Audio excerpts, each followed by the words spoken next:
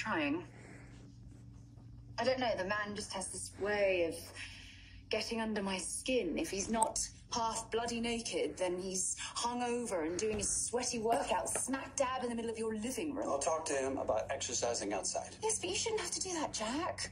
He should know, as well as I do, that when you're a guest in somebody's home... No, you're not a guest. You're my daughter. Yes, but that doesn't mean I can behave like a wild pig, right? I know that I have to be respectful and courteous and try my best to pick up after myself, right? I can't just strut about in my knickers. You realize that you do sound like Julie. Well, there you go. She and I both agree on something. That's how you know it's true. God, could you just explain to me why you've befriended this caveman? I get it. I do. Sandra, can be very unappealing. I mean, he's been around a long time, and all that time he's caused a lot of people a lot of pain. But he's been kicked around pretty badly, too. Just recently, this woman that he loved, head over heels in love. She broke his heart, dumped him on their wedding day. I didn't know that. Well, he didn't really think he was good enough for her to begin with. So when she left, it confirmed his greatest fears, compounded what he'd always felt. Unwanted. Unloved.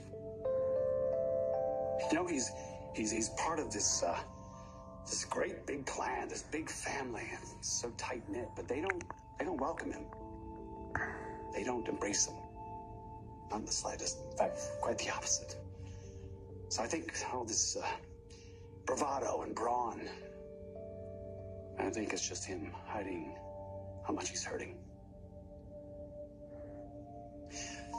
Fact is, all he really wants is to be accepted, loved. Maybe you can relate to that. Maybe, for my sake, you can give him a chance.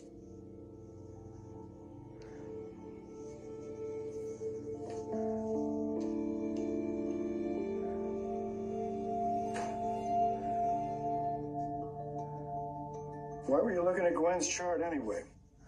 Because of something that Tripp told me. Apparently, Gwen came in the other day for a follow-up visit with Dr. Snyder, and Tripp saw them together and said that she looked upset. Upset how? Like maybe Snyder was threatening her. So, me as chief of staff, I wanted to talk to her right away, which I did.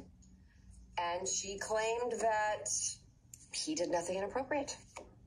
But you don't believe her. Well, I felt like she was hiding something. But hey, listen, I don't really know her. And with this tension about Abigail, maybe she doesn't trust me enough to say something. Did you talk to Snyder? Well, when I came back to the hospital after seeing Gwen, I tried to locate his notes in her records in the hospital computer. And of course, they weren't there.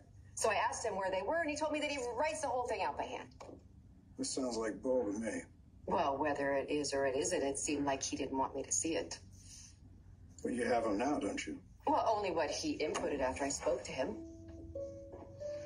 Well, it looks like both Gwen and her doctor are hiding something from you. Well, what the hell's that? Medication logs from yesterday? I noticed the count for one of the opioids is off. That's fine. The numbers definitely don't match. Maybe we should take a closer look. Yeah, there's a simple explanation for this. Some doses of this medication are administered overnight. Once the night shift catches up with their paperwork, it'll all zero out. I thought the logs were updated in real time, as the medication dispensed to avoid exactly these types of discrepancies. Ideally, they are, but we're a very busy hospital. I could reach out to the overnight crew. No, it's not necessary. But, I'm very impressed with the catch, Mr. Johnson. Not many med students would pick that up. Keep up the good work.